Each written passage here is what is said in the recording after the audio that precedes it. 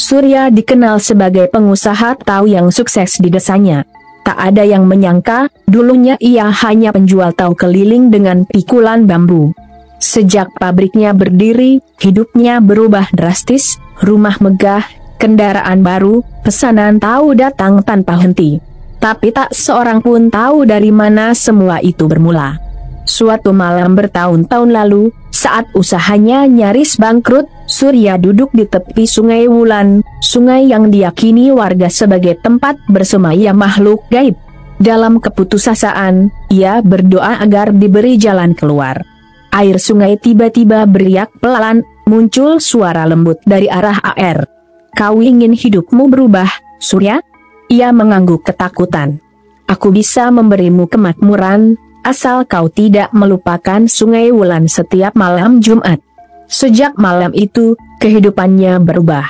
Pabriknya maju, uang mengalir deras, dan entah dari mana datangnya keberuntungan. Ia selalu memakai cincin batu hijau yang katanya pemberian alam, namun, istrinya, Sari, mulai merasa ada yang ganjil. Setiap malam Jumat, Surya selalu keluar diam-diam membawa bunga dan kemenyan. Kadang Sari terbangun karena mendengar desis halus seperti suara ular di sekitar rumah. Suatu malam ia mengikuti suaminya ke sungai. Dari kejauhan, ia melihat Surya menunduk di tepi air, berbicara pada bayangan perempuan bergaun hijau di permukaan sungai. Di belakang perempuan itu tampak bayangan ular melingkar perlahan. Sejak malam itu, hidup mereka tidak tenang. Mesin pabrik sering rusak tanpa sebab, pesanan menurun, dan Surya mulai gelisah. Ia tak lagi bisa tidur nyenyak, seolah selalu diawasi. Suatu hari cincin hijau di jarinya berubah hitam dan panas, lalu retak sendiri. Surya akhirnya menyesal. Ia menutup pabrik, memohon ampun, dan menghabiskan sisa hidupnya dengan beribadah. Setelah ia meninggal, cincin itu tak pernah ditemukan lagi. Namun hingga kini, warga masih sering melihat cahaya kehijauan di tepi Sungai Wulan setiap malam Jumat. Mereka percaya, itu tanda bahwa janji lama belum sepenuhnya terputus.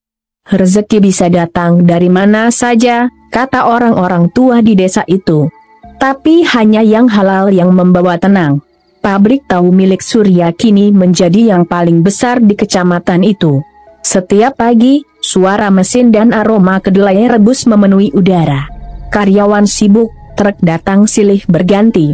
Dari luar, hidup Surya tampak sempurna, tapi di balik semua itu, ada kegelisahan yang tak bisa ia jelaskan.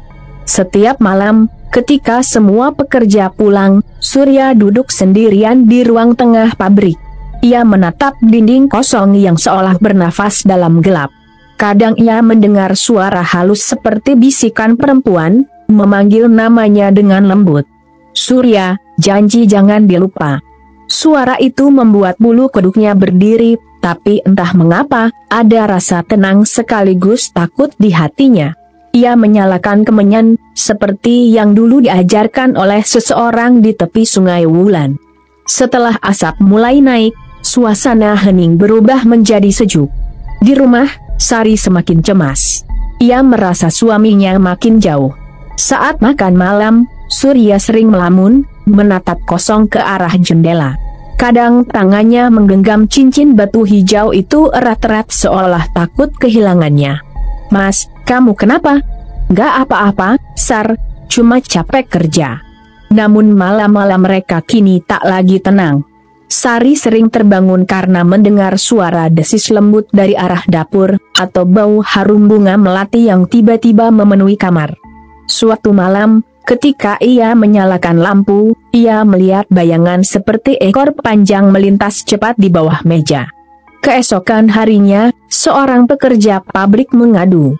"Pak, di gudang belakang ada suara seperti orang sedang berbicara, tapi nggak ada siapa-siapa." Surya hanya tersenyum tipis dan berkata, "Kalau rezeki banyak, wajar banyak yang iri. Jangan pedulikan suara aneh." Tapi sejak itu, gudang belakang selalu terasa lebih dingin dari ruangan lain. Kadang terlihat cahaya kehijauan memantul dari celah pintu.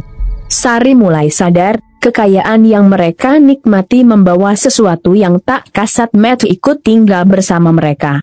Dan entah mengapa, setiap kali ia melihat cincin batu hijau di jari suaminya, ia merasa seolah sedang dipandangi balik oleh sesuatu yang bukan manusia. Malam itu langit gelap, hanya cahaya bulan separuh memantul di permukaan Sungai Wulan. Surya datang sendirian, membawa kembang 7 rupa dan sebotol air kelapa muda, seperti yang dulu ia lakukan saat pertama kali meminta jalan dari alam. Ia berlutut di tepi air yang tenang, menatap pantulan wajahnya yang tampak pucat di antara bayangan awan. "Aku hanya ingin semuanya kembali seperti dulu," bisiknya. "Kenapa rezeki yang dulu lancar kini berhenti?" Air di depannya beriak pelan. Dari permukaan muncul aroma harum pandan, dan suara lembut yang dulu pernah ia dengar kembali memanggil.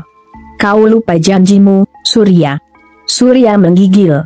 "Aku tidak lupa, aku hanya lelah." Lelah, suara itu terdengar lembut tapi menusuk. "Kau yang meminta pintu rezeki dibuka. Kini saatnya kau menjaga pintunya agar tak tertutup." Permukaan air memendar hijau, dan bayangan perempuan bergaun panjang muncul perlahan. Wajahnya cantik, tapi mata dan kulitnya berkilau seperti sisik halus. Surya menunduk, antara kagum dan takut. "Aku Ratu Sungai Wulan," ujarnya. "Aku memberi, tapi setiap pemberian harus dijaga dengan kesetiaan." Surya diam. Ia tidak berani menatap lama-lama, hanya mendengar suara gemericik lembut di sekelilingnya, seperti desisan napas yang panjang. "Mulai malam ini, jangan pernah melupakan Sungai Wulan setiap Jumat Kliwon. Letakkan bunga, nyalakan dupa, dan ingat, kekayaan tanpa syukur akan menjadi beban." Surya mengangguk pelan. Saat ia menatap kembali ke air, bayangan itu sudah menghilang. Yang tersisa hanyalah cincin batu hijau mengapung di permukaan sungai. Ia mengambilnya dan mengenakannya di jari tanpa berpikir panjang. Sejak malam itu, Surya selalu memenuhi permintaan Sang Ratu Air. Ia tak menganggapnya sesembahan, melainkan tanda penghormatan. Tapi lama-kelamaan, hatinya mulai berat. Setiap kali ke sungai, ia merasa bukan lagi datang dengan sukacita, melainkan dengan rasa takut akan kehilangan apa yang telah ia miliki. Dan di rumah, Sari mulai merasakan dingin yang aneh setiap kali malam Jumat tiba. Seiring berjalannya waktu, keberuntungan yang dulu menghampiri Surya perlahan memudar. Pabrik taunya tak seramai dulu. Mesin sering mati mendadak, kedelai datang terlambat, dan para pelanggan mulai berpindah ke tempat lain. Surya mencoba bersabar, tapi hatinya gelisah. Ia sadar ada sesuatu yang berubah sejak beberapa minggu terakhir, ia tak lagi datang ke Sungai Wulan. Rasa takut dan malas menguasainya. Mungkin sudah cukup, pikirnya, aku tak perlu lagi ritual itu. Namun malam-malamnya menjadi aneh. Setiap kali hendak tidur, terdengar bisikan lembut di telinganya. "Janji tidak boleh dilupakan, Surya." Suara itu datang dari arah pintu, kadang dari bawah tempat tidur, kadang dari pikirannya sendiri. Sari yang tidur di sampingnya pun ikut resah, udara kamar sering terasa lembab dan dingin seperti di tepi sungai. Suatu sore, saat ia duduk di teras pabrik, Surya melihat seekor ular kecil berwarna hijau keluar dari celah lantai. Ular itu hanya berdiam diri, melingkar di dekat kakinya, lalu perlahan menjauh ke arah pintu belakang. Surya mematung, jantungnya berdegup cepat. Ia tahu, itu bukan sembarang pertanda. Ia kembali ke rumah dan mencoba berdoa, tapi setiap kali menutup mata, bayangan perempuan bergaun hijau muncul di pikirannya. Tatapannya tajam, tapi suaranya tetap lembut. "Aku tidak menuntut banyak, hanya janji yang dulu kau buat." Keesokan paginya, cincin batu hijau di jarinya retak halus. Warna hijaunya pudar menjadi abu-abu. Surya berlutut dan menangis, bukan karena kehilangan harta, tapi karena menyadari betapa selama ini ia hidup dalam ketakutan yang dibungkus kemewahan. Sari memegang bahunya, berbisik pelan. "Mas, sudah saatnya kita berhenti mengejar dunia. Mungkin ini waktunya pulang kepada Yang Maha Kuasa. Surya mengangguk, matanya sembab. Sejak hari itu, pabrik tahu ditutup. Ia mulai mendekat ke masjid, perlahan meninggalkan segala yang dulu ia anggap sumber rezeki.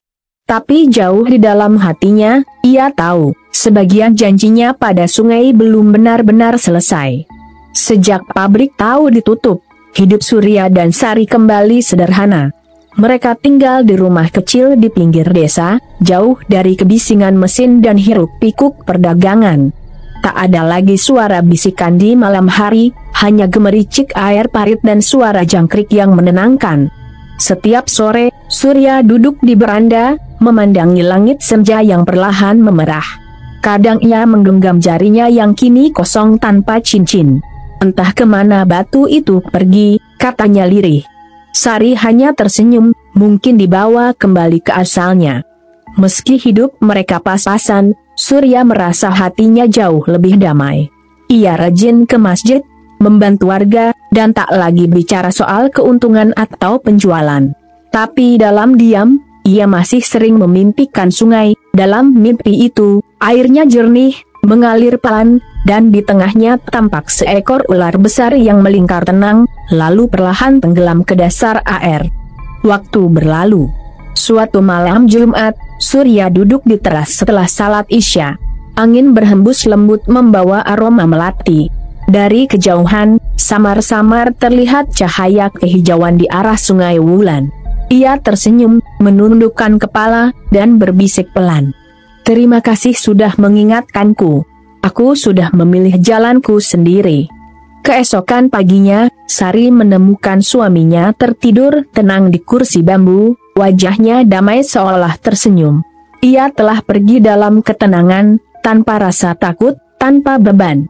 Setelah pemakaman, warga melihat cahaya hijau yang sama di langit malam, tepat di atas sungai yang dulu menjadi saksi janji itu. Tak ada yang berani mendekat, tapi semua tahu, sesuatu di alam sana telah selesai dengan caranya sendiri. Beberapa tahun kemudian, Sari membangun sebuah musala kecil di bekas lahan pabrik tahu.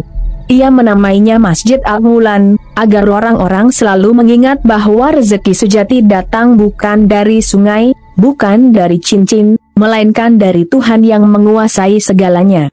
Dan hingga kini, tiap malam Jumat, warga kadang masih melihat cahaya lembut di arah sungai, bukan pertanda bahaya, tapi seperti salam dari masa lalu. Rezeki yang datang dari cahaya tak pernah menuntut bayangan.